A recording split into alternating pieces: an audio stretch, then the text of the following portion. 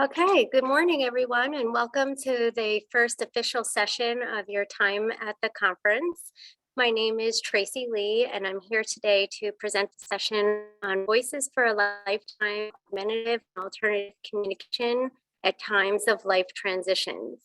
Although I've pinned myself and I'm unmuted, as you can all imagine, talking to the screen is a little bit different. So if anybody wants to join me by turning their video on, you're more than welcome. Obviously, no obligation there. But I did just want to mention that while I'm sharing my screen, it's difficult for me to see the chat. So if you do have a specific question, please feel free to interrupt me and then we can go from there. But if everyone's good to get started and can hear me okay, I will lead the way. So who am I? Although my career spans over 20 years, currently I work for the Grayman family of schools, which encompasses the Glenview Academy, the Grayman School, and the New Beginning School, which in New Jersey is considered an out-of-district school option. So we receive students from all over North Jersey in order for them to fulfill their IEPs and all of their educational services. And we are located in Fairfield, New Jersey. We service students ages 3 to 21 who fall into a variety of educational classifications, including preschool disabled, autism, and multiply disabled. The reason I talk about where I work now is just so you can have an appreciation of my perspective when I'm sharing information about life transitions. But I do want to share that I have worked at nonprofit organizations throughout New Jersey prior to being with the Grayman family of schools for over 20 years that have serviced early intervention, school-based services, adult services, and all other related and outreach type of services. So in today's session, I'm trying to bring together my career's worth of knowledge to share with you considerations for augmentative and alternative communication for toddlers all the way through to adults and how we can support them in their communication needs. As Mike mentioned in his welcome presentation, I do also want to talk about NJ CART. I am on the board of trustees with Mike, and we are a New Jersey-based organization that is voluntary and all about professional networking and assistive technology in all areas of assistive technology. And we try to come together to help each other, to advocate together, and to do best by those who benefit from assistive technology. And as Mike mentioned, whether you are in New Jersey or in a different time zone today, we absolutely welcome you to follow us on Twitter, to visit our website, and to join us as we collaborate and try to move forward in the world of assistive and rehabilitative technology. So I also just want to take a second to show you the document that Mike also referenced in the welcome that has to do with our shared document for this particular session. So if you go back into today's schedule and you see the Google Doc that's under the Zoom link, this is the document that's there, and we all have access to this, and I encourage you to use it during the session and after the session. So in this document, I did put a little information about myself as well as my contact information. So if you have any questions or you want to after the session, please feel free to do so. The learner outcomes, which you likely already read. And here is where you can put your contact information. Again, you are welcome to acknowledge that you were here today, or if you want me to reach out to you with additional resources, you can put your information. But most importantly, I think, is the bottom of the document. So under session resources, I will see there will be a couple of websites that I referenced in the presentation, and this is where they are. So if you want to learn more about a particular topic, please come back to these websites. And then the group notes is where we chat together.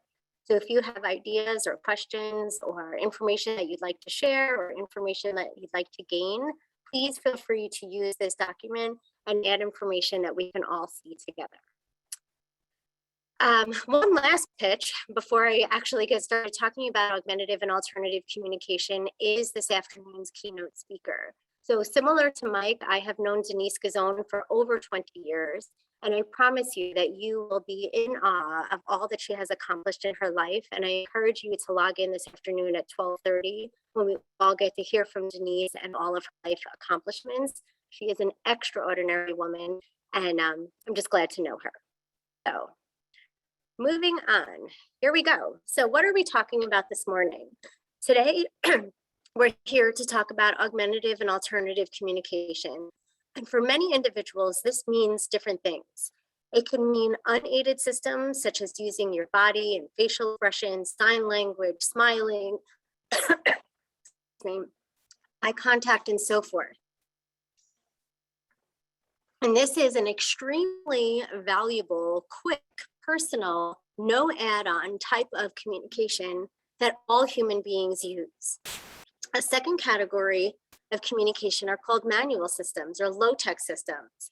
And these tend to be, excuse me so much.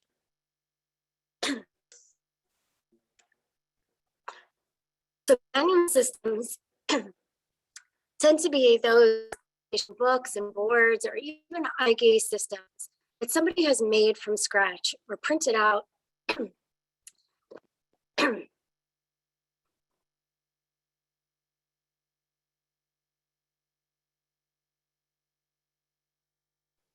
So sorry about that. It's been a rough couple of days.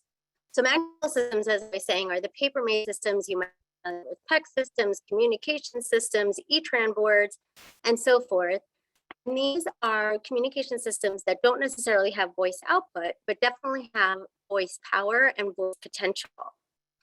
The third category are voice output communication systems. And you know that you're in the category of a voice output device if you have a battery or a plug. That tends to be my clue. And I think it's important for us to acknowledge all three different types of AAC systems, because as professionals in the field and as consumers in the field and as caregivers and family members, we need to make sure that the documentation of our loved one and the persons that we're providing services to is accurate.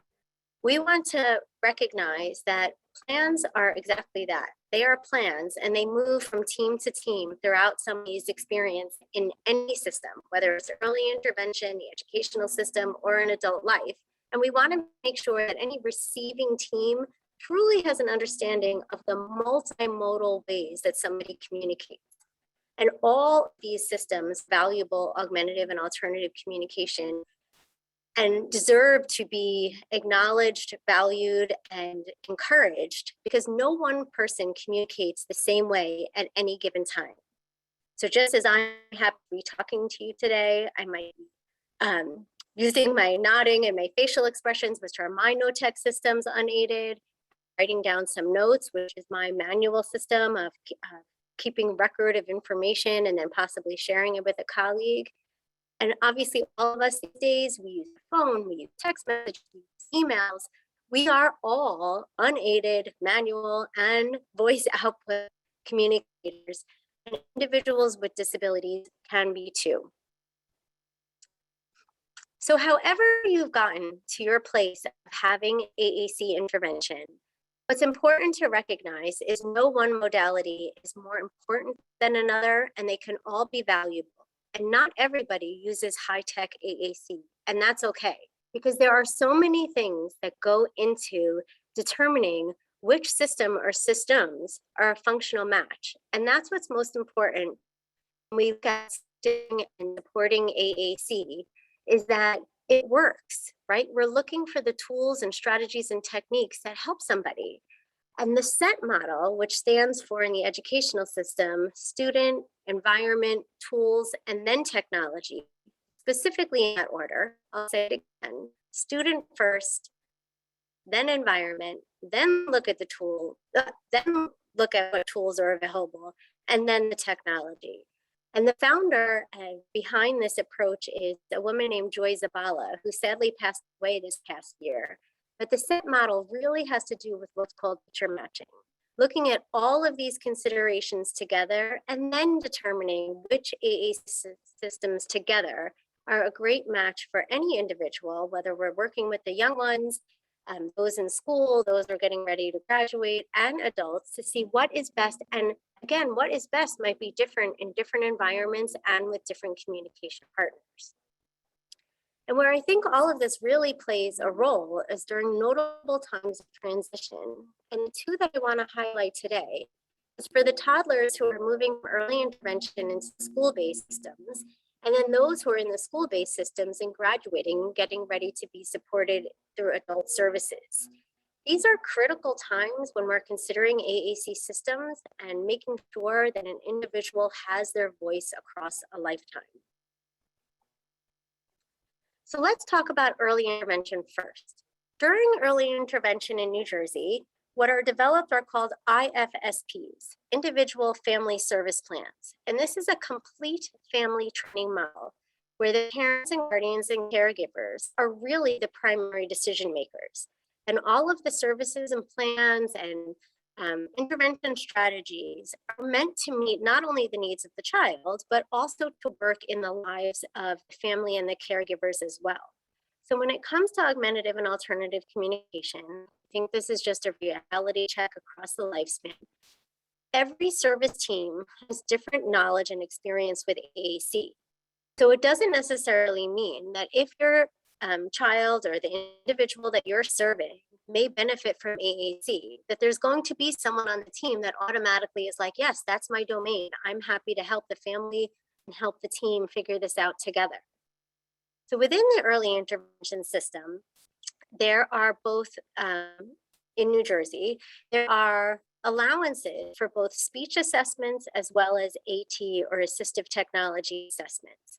So if it is found that an individual may benefit from augmentative and alternative communication, may or may not be necessary to request one of these assessments and have someone on the team that's able to provide the service with the knowledge of AAC.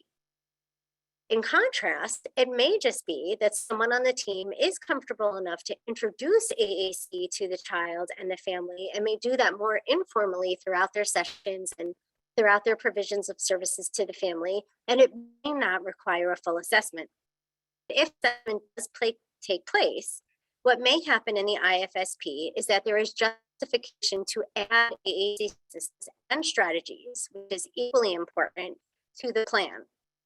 AAC is not considered a separate service at any point in the lifespan, and it is actually a component of speech and language services. So if the toddler does not yet have a speech language specialist on their team, this may be a time where one is added in order to support the introduction of the AAC system.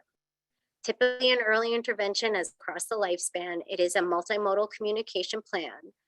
Another effort that can happen is after an assessment happens where someone with more AAC and assistive technology may come in to actually do the assessment, although they might not be an active member of your team coming into the household every week or every day. What may happen is that that person may be available to provide what are called family training hours, which is an allowable billable service in early intervention, where the person may come in for a select agreed upon number of hours per month, per week, and so forth to provide the AAC system support. And you'll see on the page that there are 2 websites that really talk about advocating for AAC in early intervention, both from the parent and professional standpoints. Because I think a lot of times what happens in early intervention is there is this misperception, and again, I specifically say misperception, that the children need to demonstrate specific skills before they may benefit from AAC, or there is a fear that AAC may delay speech production and use of speech over time. And all of the research, I will say it again, all of the research is actually to the contrary. And you will find resources about that anywhere that you want to seek it. So what happens in early intervention is that system acquisition, or actually creating an AAC system or acquiring a technology-based system, it varies. So sometimes the families go out and say, hey, I want this. I went to the store. I have an extra iPad around and I'll load it up. Other professionals say, hey, I saw this great communication book. I want to make it or I want to buy it. And again, the teams are kind of using the early intervention system to the best of their ability to see what is available out in the community. And in New Jersey, there is a lending library or 2 where families may borrow equipment as well. But what's important to recognize is that early intervention ends on the 3rd birthday. And this is like a really hard time for a lot of families, because not only is their child who was receiving services on a very regular basis in the comfort of home, in the eyesight of the caregivers, It just changes. So for some of these kids, they start going to school at the age of 3, and for others, not necessarily so. So for those who are starting to then transition to school at the age of 3, we're going to talk in a minute what that means for what happens to the AAC systems.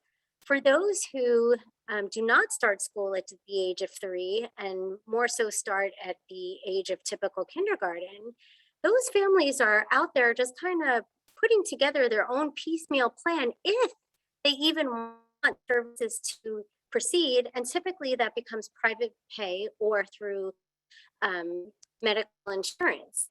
What's important to recognize is that this family driven plan, where the caregivers are the primary decision makers, when you move into the educational system, it no longer becomes family priority and family focused. So even if a family wants the AAC systems and interventions to transition from early intervention into the school system, it's not always seamless. And there is a harsh reality for that happy first day of school, especially for these 3 and 4-year-olds. They are young. They are in need of services. They want our supports. And again, for a lot of families, moving services from within the home to either a private practice or a center-based program or into a school system is really a lot. And augmentative and alternative communication is only one piece of this tremendous puzzle. That might be how some of the families feel on that first day of school. So what happens when the student starts with the educational system? Well, now we move from that family-centered plan to an IEP, an educationally relevant plan.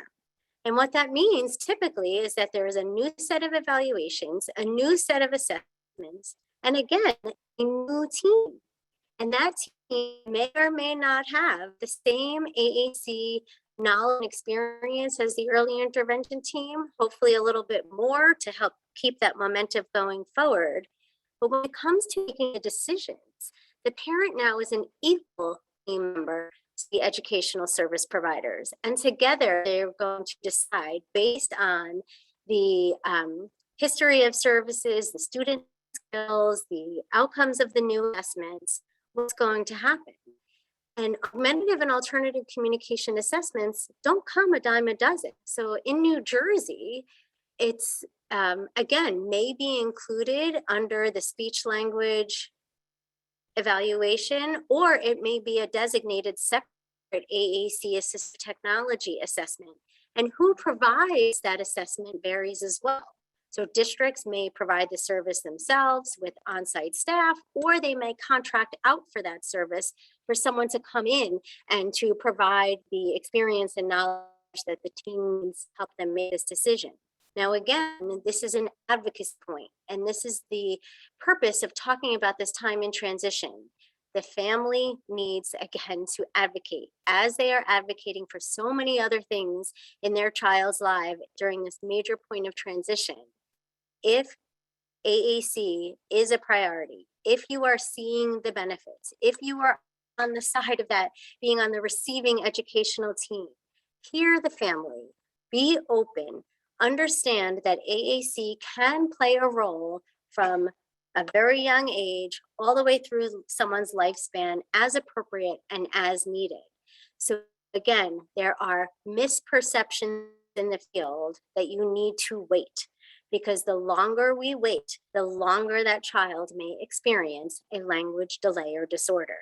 Because AAC, again, is meant to serve the purpose of providing someone a voice for them to express their thoughts, to be able to participate in class, to be able to communicate with their peers, to be able to live a full, fulfilling life, which is part of the communication Bill of Rights. So what happens if an AAC system is determined to be an appropriate match for someone in the educational system? Well, primarily, the school district can be that funding source. And there are legal definitions in the IDEA regarding provision of this technology and service. And again, I emphasize the and service, because acquiring an AAC system for me is usually just day one, page one, step one of an intervention plan. What's really key in the success of someone being able to use AAC successfully is all of the support that goes along the way. So receiving the AAC system is kind of like that, like open it up or print it out or here we go. And now it's like, is this child going to use this AAC system? How are their communication partners going to know how to support the student and their communication methods? What's also in the IDEA is provisions regarding assistive technology use at home. So if the school district is the funding source, it is not an automatic that the system will go back and forth from home to school. And it is my personal opinion, flaw in the system. Because again, the family may need to advocate if these systems are not in place. So what's important in the IEP that it is documented that the AAC system is needed to complete homework and to generalize skills and to be able to communicate with loved ones. And if it's written in the IEP in a way that the natural justification is there, then the school district would be much more obliged to let the systems go back and forth. Some school systems do have a form or a document that they ask the families to sign to acknowledge responsibility for the AAC system. And in New Jersey, that is a very school district specific procedure.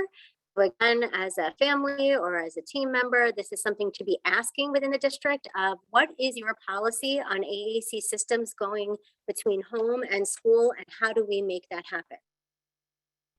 So again, not only provision of the system, but also providing support services. And if the system has any technical issues or breaks over time, what is going to be the plan for replacement or repair?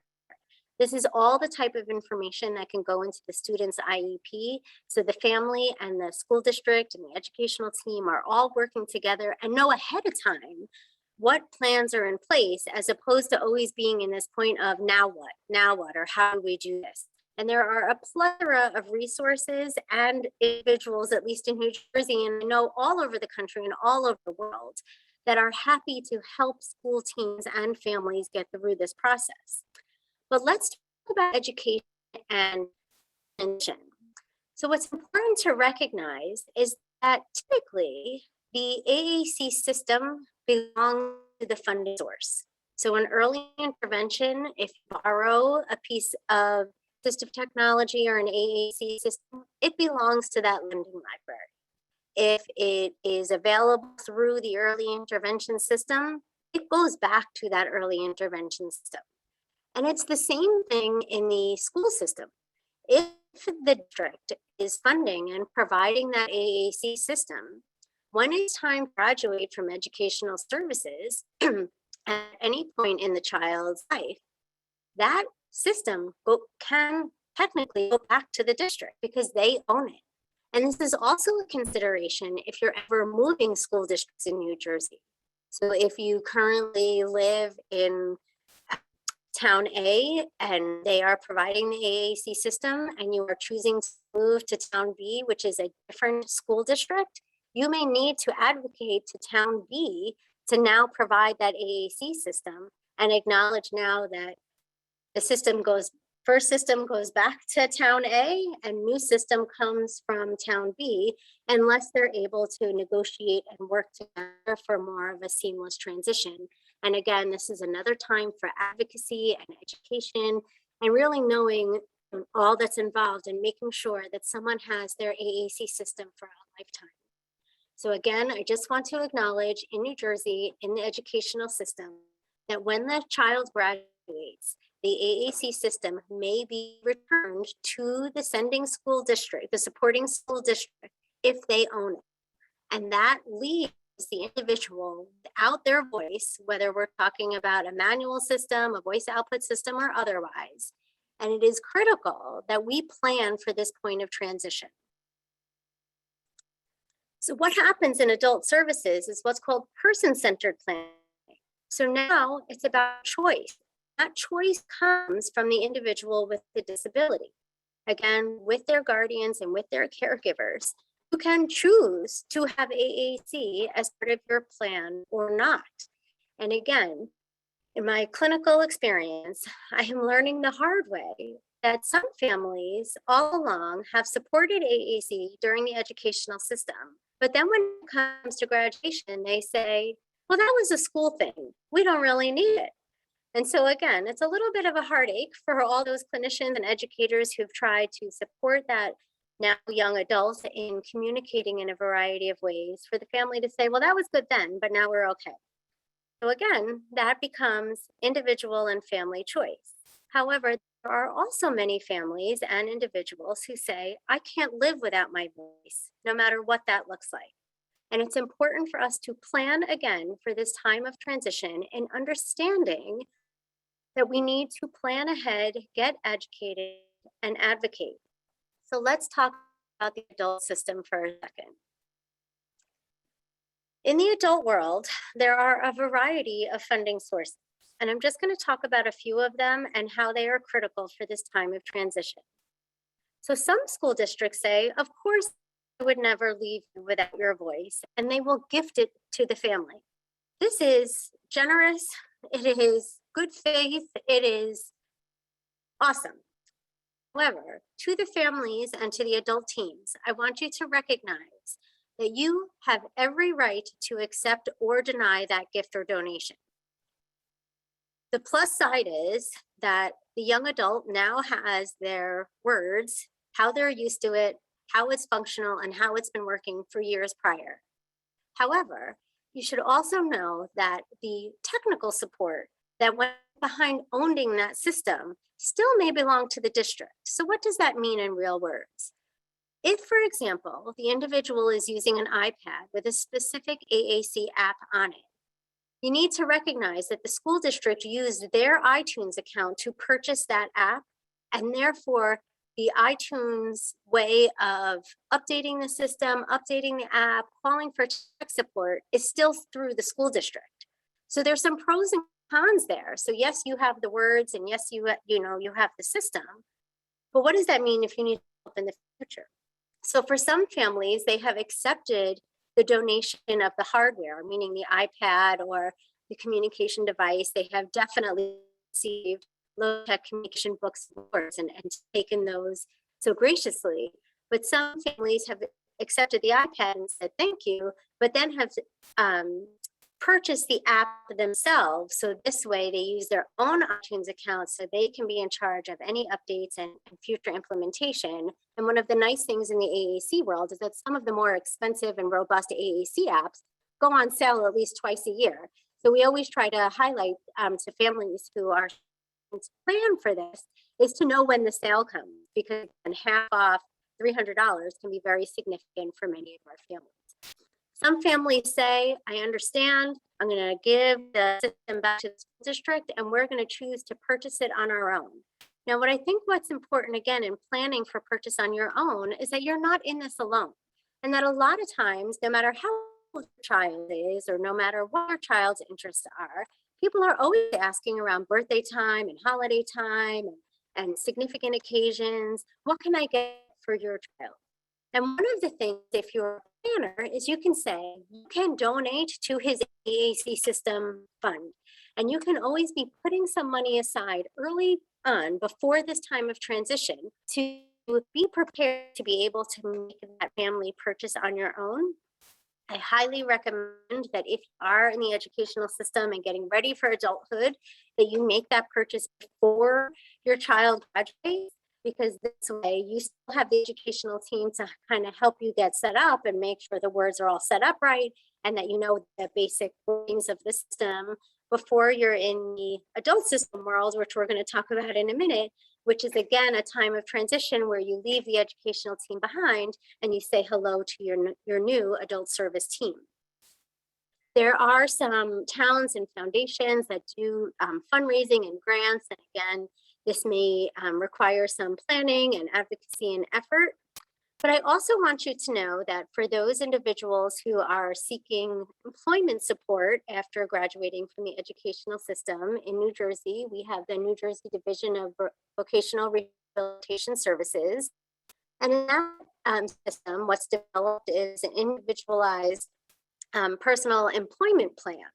And in that plan, DVR may provide funding for an AAC system if it is required to meet the needs of someone's employment goals. And of clearly communicating to be on the job typically is an easy match. So if you are connecting with DVR at the time of planning for transition from graduation, again, you may talk to your DVR counselor to ask, are there funds available to support his communication system? Similarly, in New Jersey, we have Jersey Division of Developmental Disability Services. And with that agency, what's developed is what's called an individualized service plan. And there are monies approved for assistive technology, which augmentative and alternative communication falls under. But there are also a plethora of other things that families need to learn about in terms of funding and what services are available, and if someone is going to be attending an adult rehabilitation center, or if they are going to be receiving other services. There is a certain allowance in each individualized budget, and families may choose or not choose to use that budget towards augmentative and alternative communication under the assistive technology line.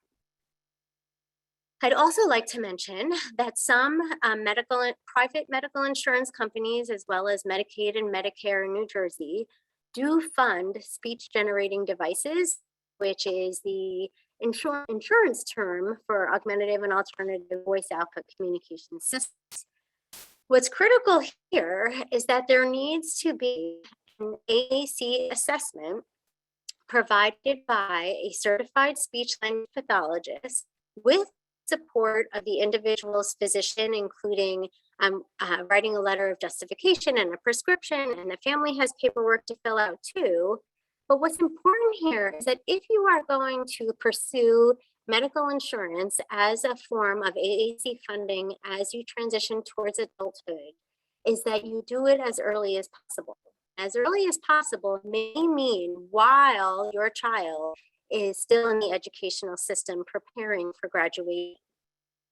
What I want to share is another reality check moment, is that there are many qualified speech language pathologists in the field that don't necessarily provide medically based, right, talking about medical insurance, AAC assessments, or are comfortable to complete all of the assessment procedures and paperwork that goes along with that. So sometimes families are in a crunch because here they are, their school-based therapist who's saying, I don't even know how to do this for you, even though I know that it's an option. Or you may be lucky enough to find someone in the school systems that is available to do that. Or you may be reaching out to local medical based facilities and programs to say, do you provide this service? But if that external entity is going to be providing that assessment, there's typically an associated cost for the family there. I will tell you that the medical insurance process tends to be lengthy. So the amount of paperwork and the amount of approvals, and there's times where the reviewers may say we need additional information. There's times where reviewers may say we want to come out and see the individual using their AAC system before we approve funding. So it is a process that takes time, but it is completely worth the investment if your insurance carriers do cover speech generating devices. And in New Jersey, both Medicaid and Medicare do. And I am glad to say that many of the AAC developers and manufacturers in the field have what are called funding divisions. And so they help the family, the speech therapists, the doctors, and so forth to generate these assessments, to do them well, to have the best chance of approval through the medical insurance system. So if you go to any of the AAC websites for some of the more developed AAC devices, as well as some of the more developed AAC applications, you will find a tab for funding, and there are funding specialists there to help, as I said before, the individual who benefits from AAC, their caregivers, the speech language pathologists, doctors, the entire team to help create a successful submission.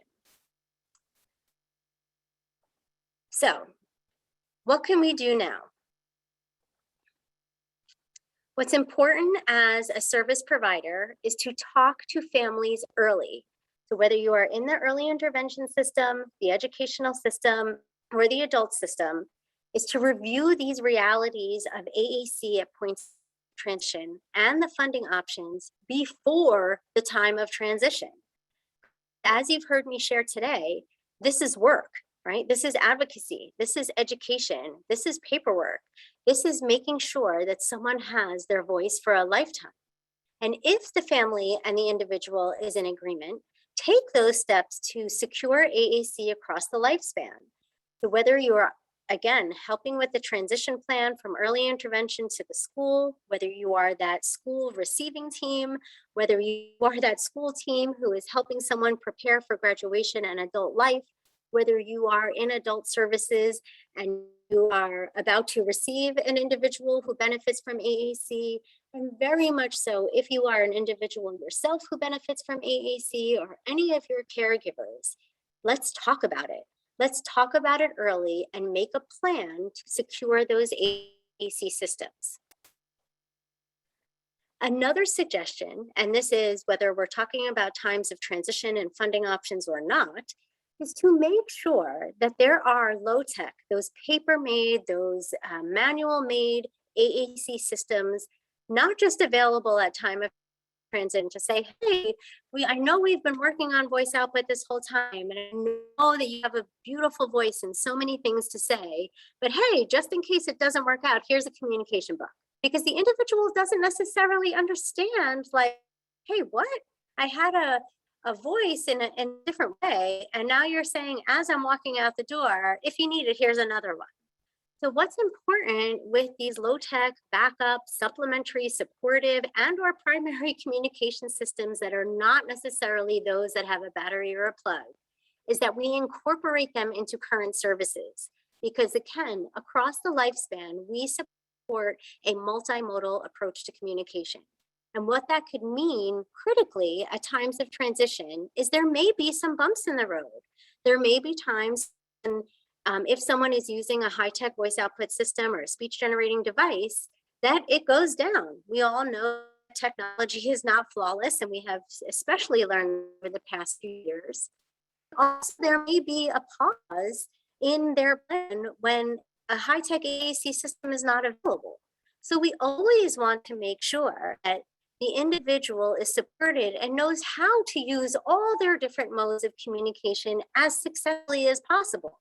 We also know that there are some situations where talking out loud is not appropriate, or you want to, or you want to whisper, and being able to use a low-tech system successfully and functionally and understanding how it may be similar and or different to your voice output system is important early.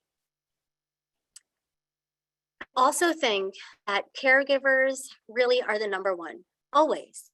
It's caregivers who are present through all these times of transition. They are our best advocates. They are the biggest hero to the AAC user when we are supporting and hopefully not too much, but fighting for someone to have a voice in this society. But I think often what's left to caregivers is knowing how to program or knowing how to picture or how to add a page. And I think what's more critical than teaching caregivers how to technically use someone's AAC system is also knowing how to be the best communication partner that they can be. So implementation, communication partner coaching, this is critical across the lifespan. So whether you are in early intervention, school-based services, adult-based services, or just being the best family member and communication partner that you can be, we can all strive to do better at supporting the use of AAC systems. So if you are participating in any training services, whether it's being provided by an individual or you are seeking these supports on the web, don't only learn the technical how-tos, also seek out the support of how do I help the AAC user be the best communicator that he or she can. And there's more. How could there be more? Of course there's more. Reality check, there is change ahead. So what I highly recommend is, especially as you are preparing for life transitions, is to review goals, activities and available vocabulary within AAC systems to make sure that they not only meet the vocabulary needs of today, but that they also support the vocabulary needs of tomorrow. I also recommend and ask you to talk with your teams early in recognizing that therapy and support services significantly change in New Jersey as you move through these different service plans. And again, the AAC knowledge and experience and support will also vary. So by being here today, this is your continuation of getting educated, understanding what resources are out there, the individual who benefits from AAC has, and how we can together make this a successful AAC time for transition and use and lifelong access to AAC. So on that note, I do say thank you. Thank you all for being here and wanting to do more in the area of AAC and starting your conference with me. I'm going to stop sharing and bring us to this window in case anybody has anything that they want to share in the chat or any questions that they'd like to ask.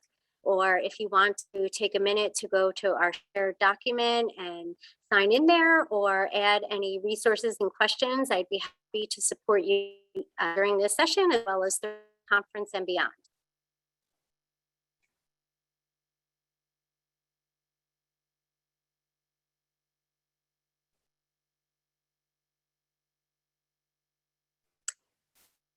So I haven't seen anything come into the chat just yet. But again, I do want to thank you for being with me here this morning and to being part of this conference and for taking the time to learn more about AAC and life transitions. And again, I'm here at any time if you have any questions or concerns or would like to add to the conversation. So enjoy your next session and the rest of the conference. And thank you, Kelly.